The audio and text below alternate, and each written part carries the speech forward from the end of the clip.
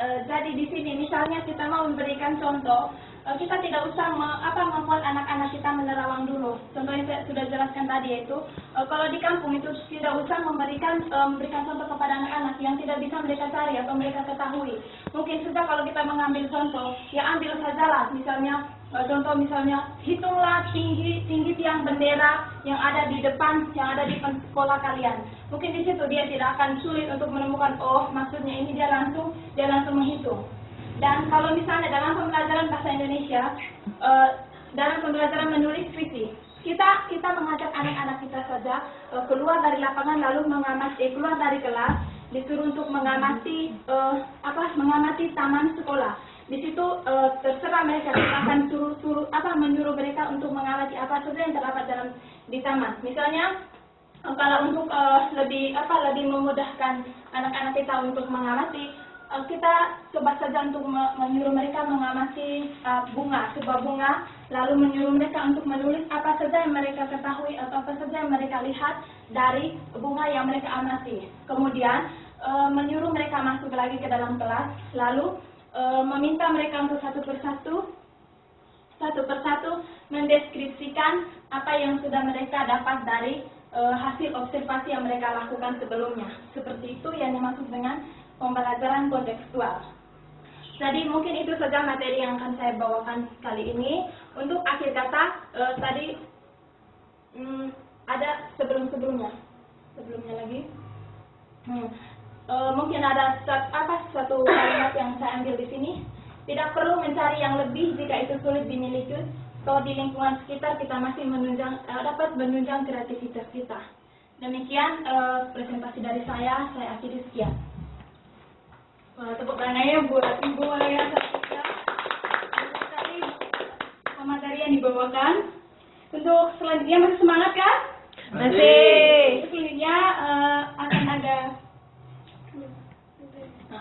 2 pertanyaan, dipersilakan untuk para peserta seminar. Silakan angkat tangan sudah semuanya yang mau angkat tangan, tanyakan yang belum dimengerti. Nanti kita akan bahas secara bersama-sama. Ada yang mau bertanya? Silakan. Oke, baiklah.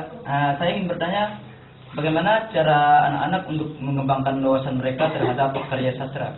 Begitu, Bu. Bu, saya mau bertanya, apa fungsi sastra untuk anak? Terima kasih. Action. Baik, saya ulangi ya Bu, pertanyaan yang pertama dari Mas Boni, yaitu bagaimana cara anak-anak untuk mengembangkan karya sastranya. Dan yang kedua, pertanyaan dari Mbak Bibi, yaitu apa fungsi sastra bagi anak? Boleh langsung dijawab. Baik, terima kasih kepada kedua penanya yang telah bertanya tadi. Mungkin saya akan menjawab pertanyaan pertama, itu bagaimana cara agar mengembangkan wawasan akan karya sastra bagi anak-anak, mengembangkan wawasan bagi anak-anak. Mungkin yang pertama itu yang perlu dilakukan yaitu melalui gurunya. Guru harus bisa membantu anak-anak agar bisa mengembangkan daya pikir mereka akan agar bisa menciptakan sesuatu hal yang baru.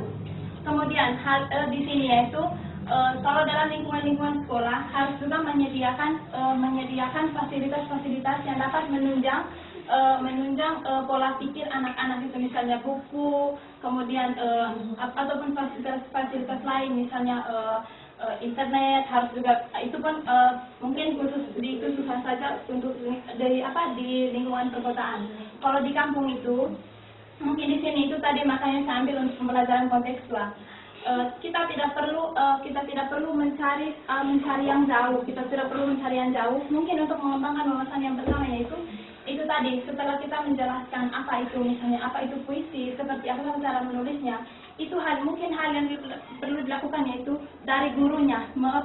Dari gurunya itu harus bisa menggali dia harus bisa bagaimana caranya, harus bisa menggali pola pikir anak-anak. Misalnya tadi itu kalau sulit untuk menemukan sesuatu gagasan yang terlalu jauh, kita bawa saja anak-anak kita, kalau misalnya kita menjadi seorang guru, bawa saja mereka ke lingkungan luar, kemudian suruh mereka mengamati apa saja yang ada di situ, baru menulis apa saja yang telah mereka amati, lalu mereka sampaikan kepada teman-teman mereka.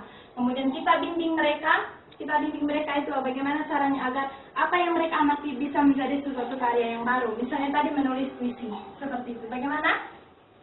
Sudah? Sudah. Ya, makasih ya Bu. Baik, untuk pertanyaan kedua, apa fungsi sastra bagi anak? Saya telah jelaskan tadi itu mungkin secara umumnya saja. Saya ambil dua fungsinya itu untuk mempengaruhi perkembangan kognitif anak. Yang kedua itu mengembangkan kepribadian anak.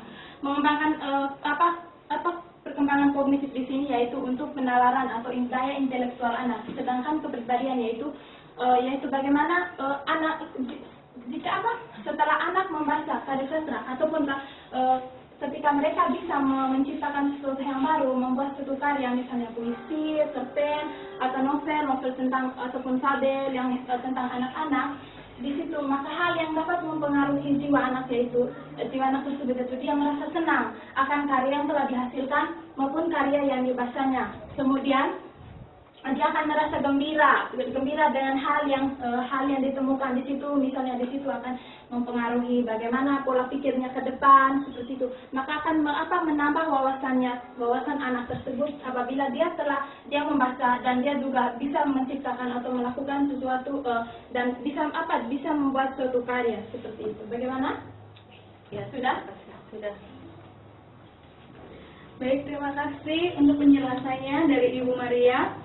Demikian materi yang disampaikan tadi cukup menarik dan dapat saya simpulkan yaitu bahwa sastra dapat mengembangkan wawasan anak-anak bangsa kita, karena dengan sastra kita dapat menumbuhkan karakter bangsa dan rasa tentang perkembangan intelektual anak, tentang perkembangan intelektual anak yang saat ini sedang